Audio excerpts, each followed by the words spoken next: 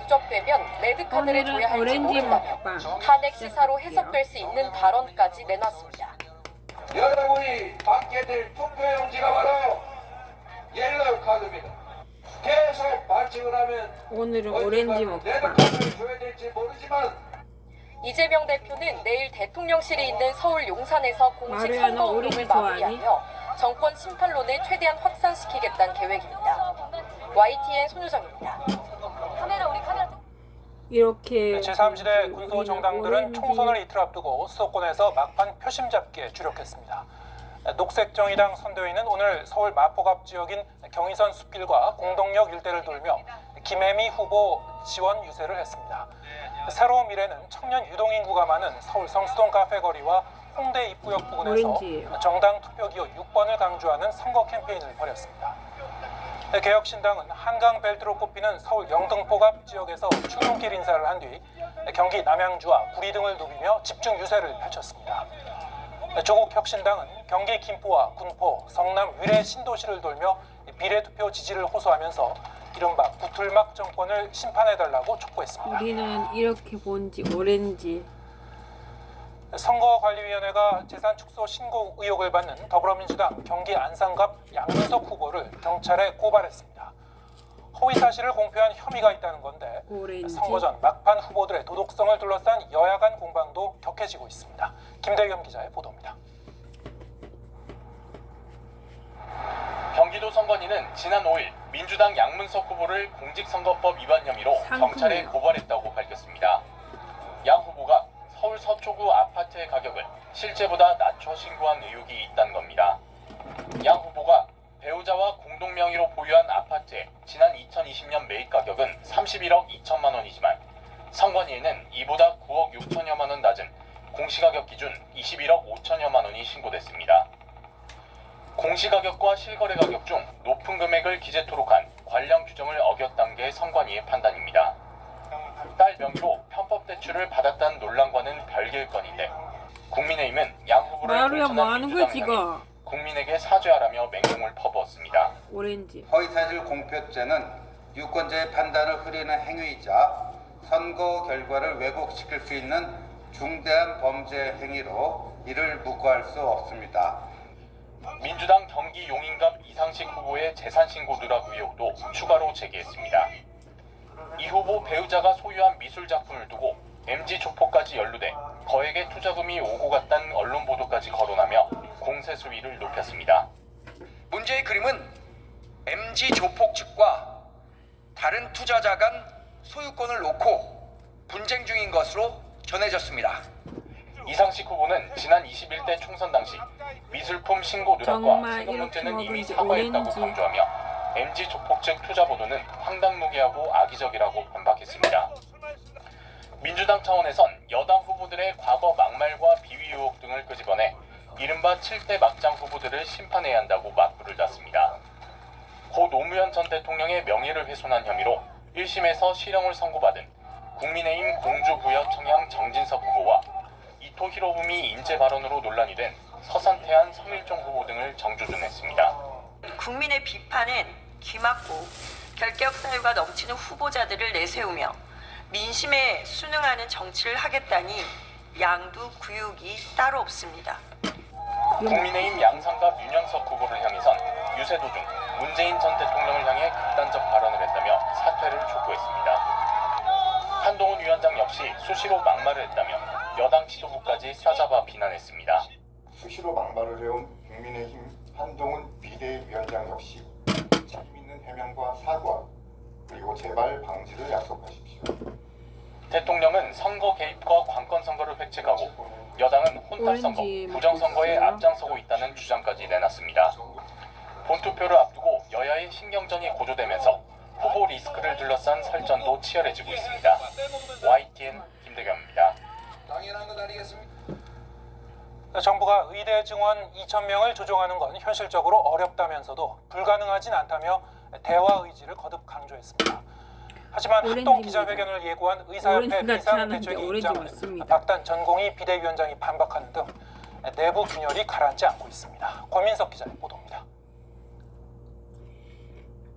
국민이 한덕수 국무총리가 의대 증원 숫자에 매몰되지 않고 유연하게 논의할 수 있다고 밝힌 데 이어 정부는 거듭 의료계를 향해 대화에 나서달라고 촉구했습니다. 그러면서 2,000명 증원을 조정하는 건 매우 어렵지만 불가능한 건 아니라고 여지를 뒀습니다. 현실적으로는 매우 참 어려운 상황인 건 틀림없고요. 근데 분명한 거는 그 신입생들 모집 요강이라 그러네. 네, 그 모집 요강이 그 정해지기 전까지는 어쨌든 뭐 물리적으로 변경이 불가능한 것은 아니니까. 또 의사협회가 제안한 의대 증원 1년 유예안까지 내부 검토하겠다고 했지만 논란이 커지자 검토한 바 없고 앞으로 검토할 계획도 없다고 선을 그었습니다. 그럼에도 정부는 합리적 대안이라면 언제든 열린 자세로 만날 수 있다며 재차 유화적 태도를 보였습니다. 반면 의료계는 대응 방향을 놓고 사분오열에 빠진 모습입니다. 윤석열 대통령 요구대로 여러 의사단체가 단일안을 낼 수 있도록 합동 기자회견을 열겠다고 의사협회 비대위가 밝혔지만 많은 목소리를 따로 내고 있던 그런 조직들이 이곳에서 모여서 합동 기자회견을 하기로 했습니다. 그동안 일부러 어떻게 보면 좀 일부러 여러 가지 목소리를 내고 있었는데 박단 대한전공의협의회 비상대책위원장은 합동회견에 합의한 적 없다고 반박했습니다.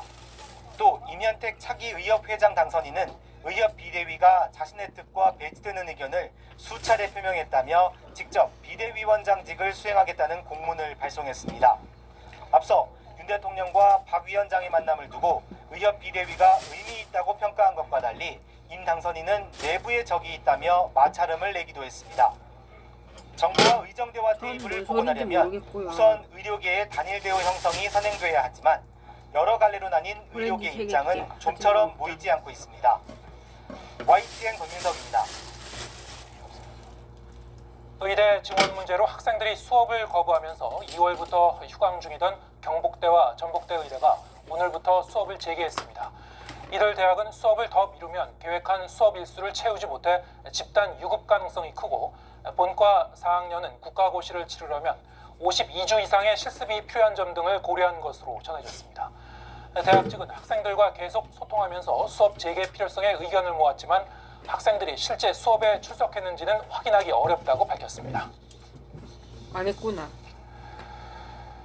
대통령실은 정부의 의대 증원 발표 이후 차질을 빚던 의대 수업이 정상화하고 있다며 다음 주부터는 17개 정도 대학이 추가로 수업을 정상화할 계획이라고 밝혔습니다. 이어 수업을 시작하는 대학이 더 늘어날 것으로 보인다며 의대생들이 조속히 강의실과 실습실로 돌아오길 바란다고 당부했습니다. 장상윤 대통령실 사회수석 발언 들어보겠습니다. 아, 왜 명코는 왜 안 하냐고. 수업을 운영하는 대학이 오늘부로 사람아, 우리가 어떻게 해 무사히? 스펀지밥을 하고 있어 진짜. 영수 봐야 되는데. 코너가 뭐냐 영탐정 코나. 졸업한 김다혜 씨는 지난 7일부터 후보 사퇴를 촉구하며 민주당 당사 앞에서 단식에 들어갔습니다. 입에 담지도 못할 그런 이야기들을 마음대로 막 뱉어내고 있습니다. 앞서 이화여대 동문들은 지난 4일 학교 대강당 앞에서 항의 집회를 열고 김 후보의 사퇴를 촉구하기도 했습니다. 이런 가운데 김환란 초대 총장의 친일 행위는 공인된 사실이라며 오히려 김 후보 측을 옹호하는 목소리가 또 다른 이화여대 동문들 사이에서 나와 집안 싸움으로 번지는 모양새입니다. 성명에는 438명의 재학생과 졸업생이 동참했습니다. 샤워하고. 김 후보의 발언을 둘러싼 파장은 한동안 계속될 걸로 전망됩니다. 연합뉴스TV 최진경입니다. 사퇴하겠나 그 새끼. 정부가 의사단체가 제안한 의대 증원 1년 유예안에 대해 검토하지 않겠다는 뜻을 밝혔습니다. 그러면서 합당한 수준의 과학적 근거를 제시하면 논의할 가능성은 있다고 재차 강조했습니다. 한지혜 기자입니다. 오렌지 먹고 나서. 의대 증원을 1년 유예한 뒤 2026년도 적응을 목표로 위원회를 꾸려 증원 문제를 논의하자고 정부에 제안한 의사협회. 의협의 제시안에 대해 대통령실은 그간 검토된 바도 없고 앞으로도 검토할 계획이 없다고 일축했습니다. 대통령실 고위 관계자는 기존 의대 증원 규모인 2,000명 조정과 관련해 의료계가 과학적이고 합리적인 근거, 통일된 의견으로 제시한다면 논의할 가능성은 열어두고 있다며 열린 마음으로 임할 생각이라고 밝혔습니다. 보건복지부도 긴급 브리핑에서 의대 증원 1년유예는 내부 검토한 바 없다면서 2,000명 증원은 의료계와의 논의로 도출된 수치라며 기존 입장을 재차 고수했습니다.